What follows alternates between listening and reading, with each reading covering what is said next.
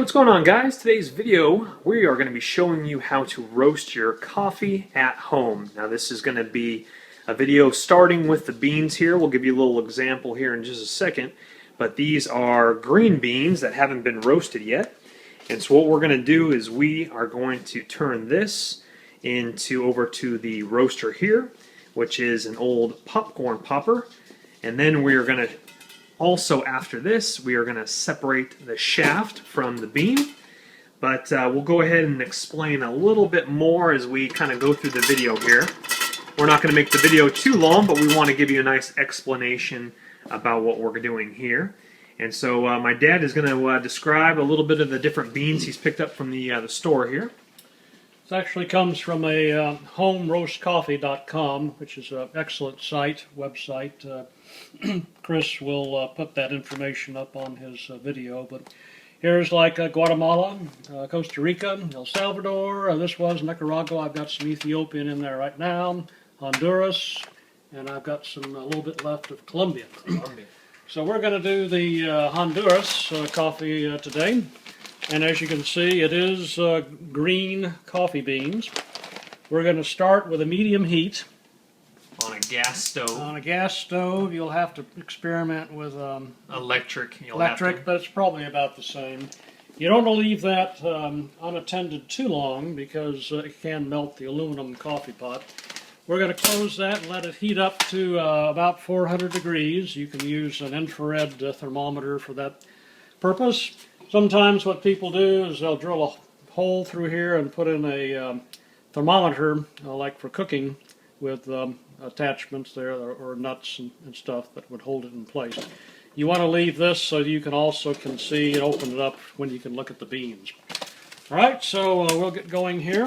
Right now, this is an infrared thermometer. I'll also link that in the description box below as well.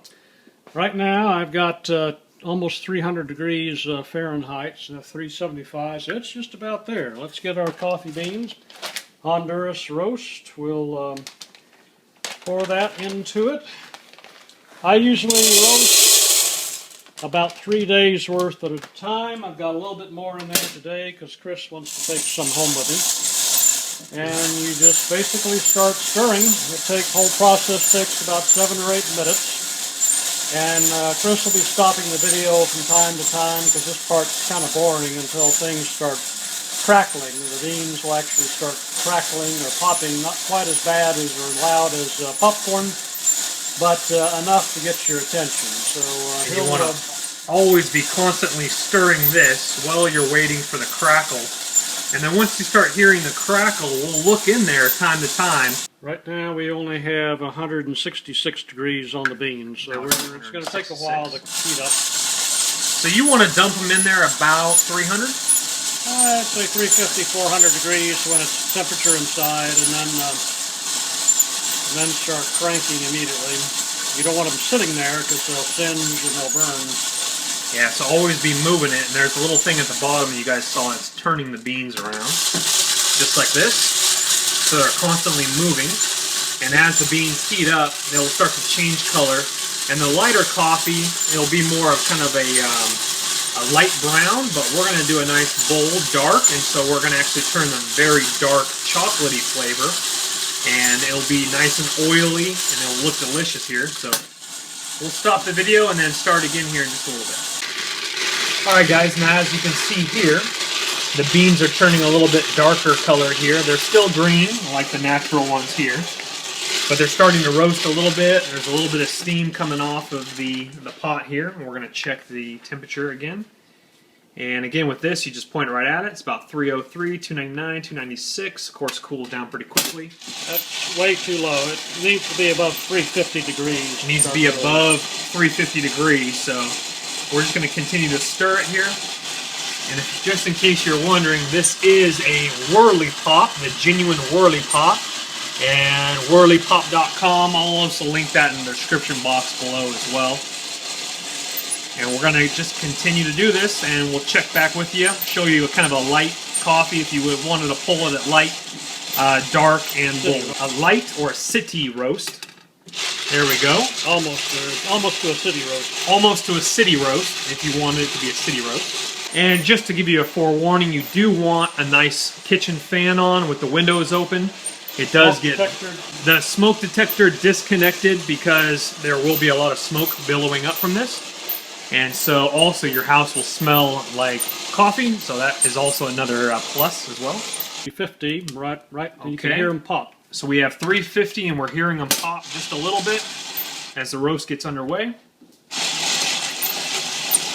And while we're waiting just a few more minutes, these are the cylinders that you need right here. The colanders that you need. They're called colanders.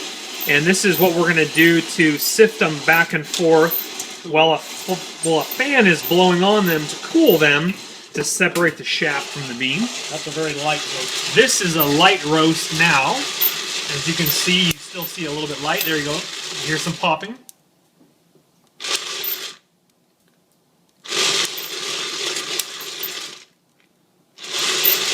All right, we'll be back with you when we get to a little bit more darker.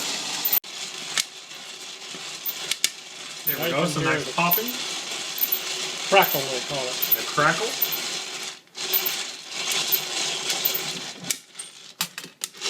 It still needs to go a little bit more. Okay, a little bit more.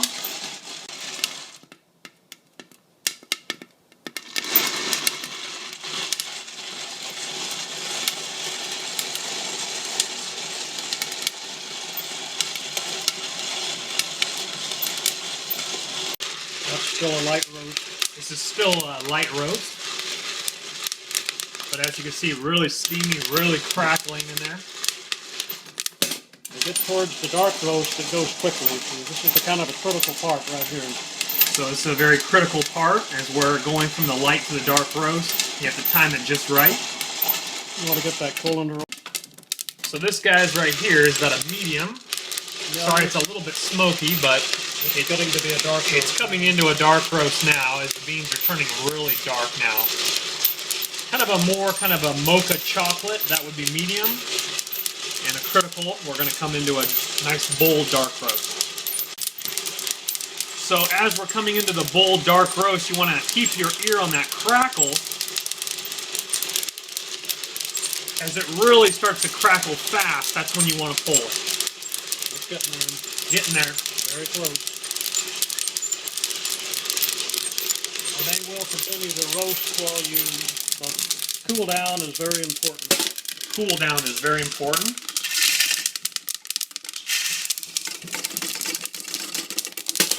Oh, beautiful, guys. So we need to cool them down so they stop roasting. So we're going to take our colanders. This is why you need the windows open.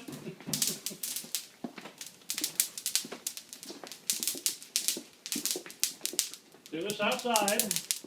Outside. You can do this in your backyard. Tell them about the chaff.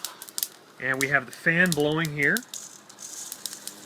And now we're separating the shaft from the bean here. Chaff. The chaft. Chaff. Chaff. And just in case you're wondering, this fan is on speed number 3. Show them the chaff blowing away. Here we go. Blowing down here.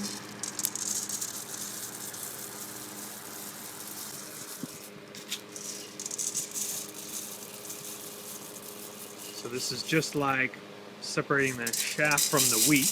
Wheat from the chaff. The wheat from the chaff. All it's kind of just blowing over here. Here we go. And again, this is a just a Honeywell fan right here. I'll link that in the description box as well. And again, just continue to go back and forth like this.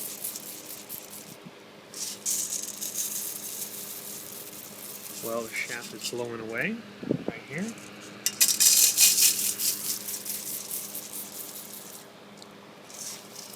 And you do this for about how long?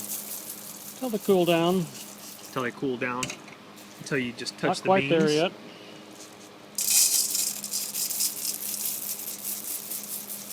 And you do want to do it outside because your kitchen will be a little bit messy with the shaft. Chaff. The chaff.